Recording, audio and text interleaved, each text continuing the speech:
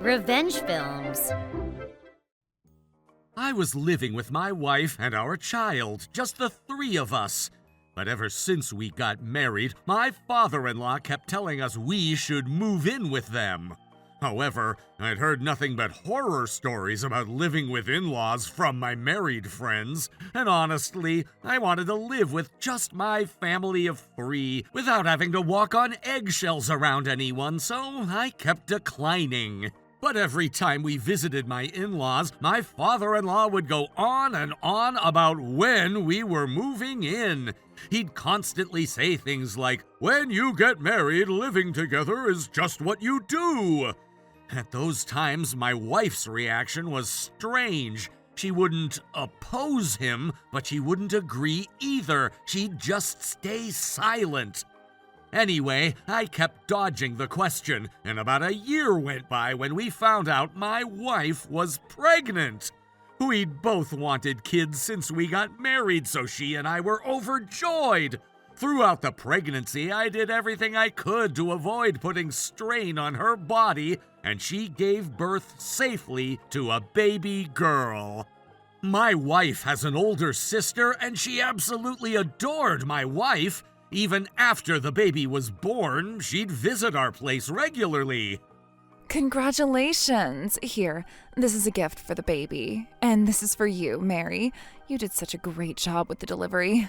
She'd bring baby supplies and gifts for my wife. She was such a thoughtful person.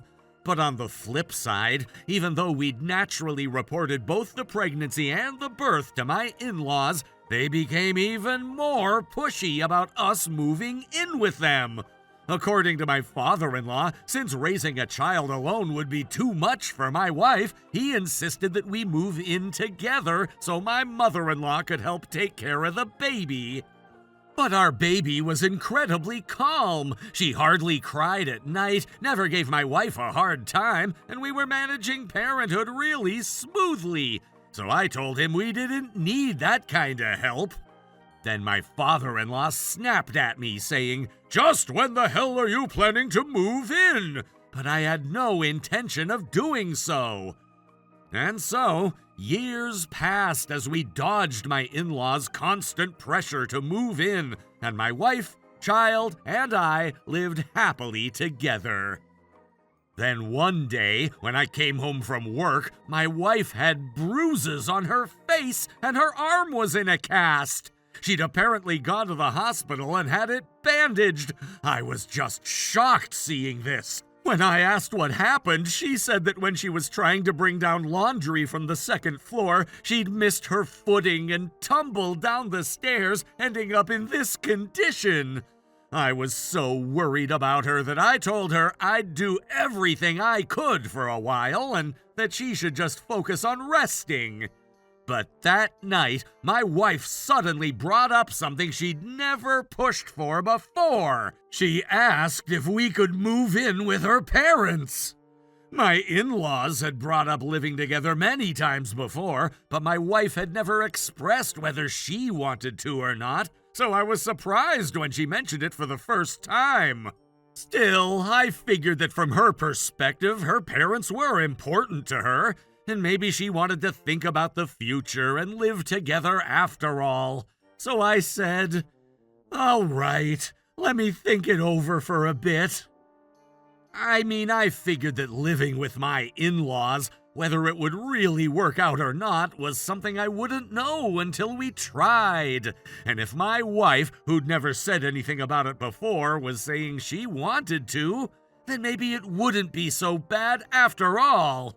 So the next day, I told my wife, "Sure, let's move in together." When I said that, she looked relieved, but also kind of hopeless at the same time. I was confused by her expression, but after all, she was the one who'd asked me to move in. And though I was concerned about how she looked, we decided to visit my in-laws the following weekend anyway. But when my sister-in-law found out about this, she suddenly reached out to me saying she absolutely needed to talk to me without my wife present. She seemed really off, so I agreed, and since I was able to leave work early on Friday, I met up with her at a cafe. As soon as my sister-in-law entered the cafe, she looked at me with this desperate expression and said I absolutely must not move in with her parents.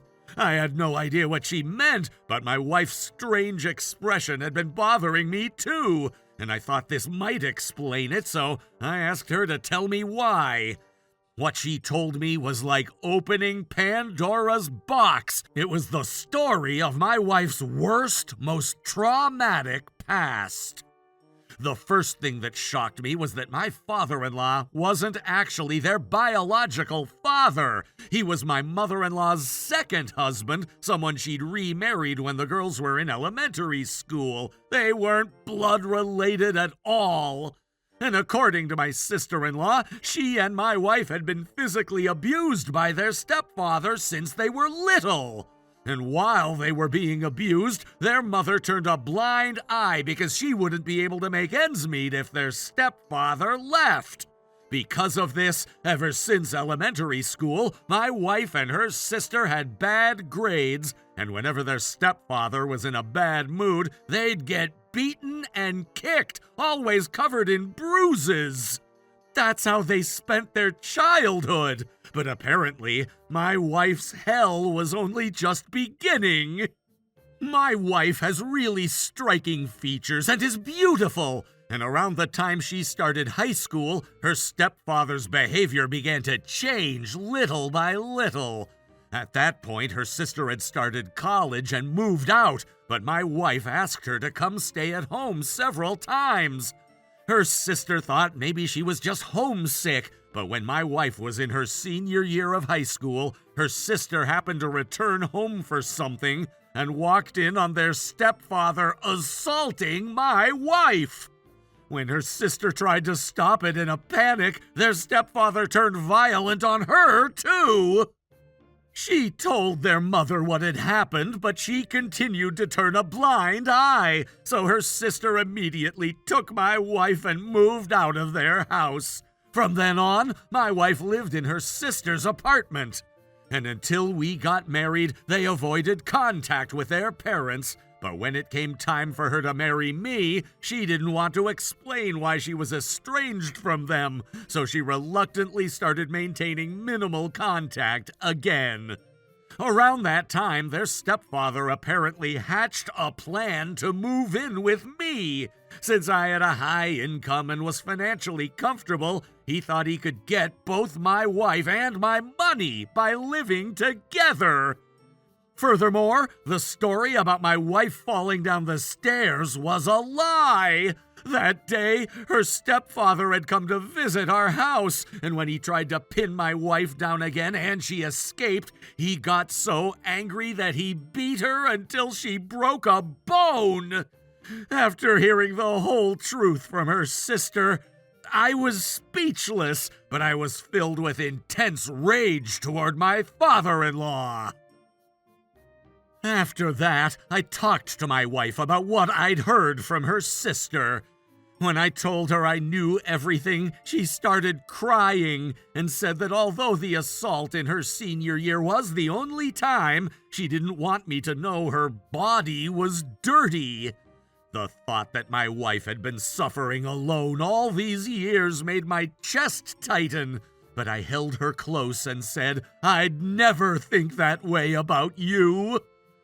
After that, my wife, her sister, and I went to the police and gave our statements. Her sister became a witness, and we pressed charges against her stepfather for years of abuse and the assault on my wife.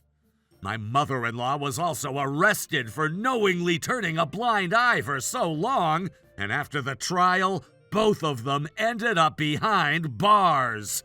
The moment my father-in-law realized he was being arrested, he figured out that my wife and her sister had told everything and flew into a rage, screaming at them with an absolutely furious expression. "You bitches did this? You've got to be kidding me! Why the hell do I have to go to prison?" He was screaming, but I stepped in front of them and said, "You're saying not to kid around? Do you have any idea how hard I'm restraining myself from killing you right now? Stay locked up for the rest of your life, you piece of trash!" When he saw my intensity, my father-in-law was so intimidated that he couldn't say another word. After that, both of my in-laws were sent to prison, and my wife was finally able to escape the fear that had been trapped inside her. Since then, I've been living happily with my wife and daughter. My sister-in-law, who protected my wife all those years, now enjoys trips and meals with us as a family, and we've even added new members to our family. A stepfather twisted enough to assault his own daughter, and a mother who turned a blind eye. They'll both be behind bars for a long time now, and I think they can spend that time reflecting on what they've done. How was today's video? If you enjoyed it, please subscribe, like, and leave a comment. Stay tuned for more.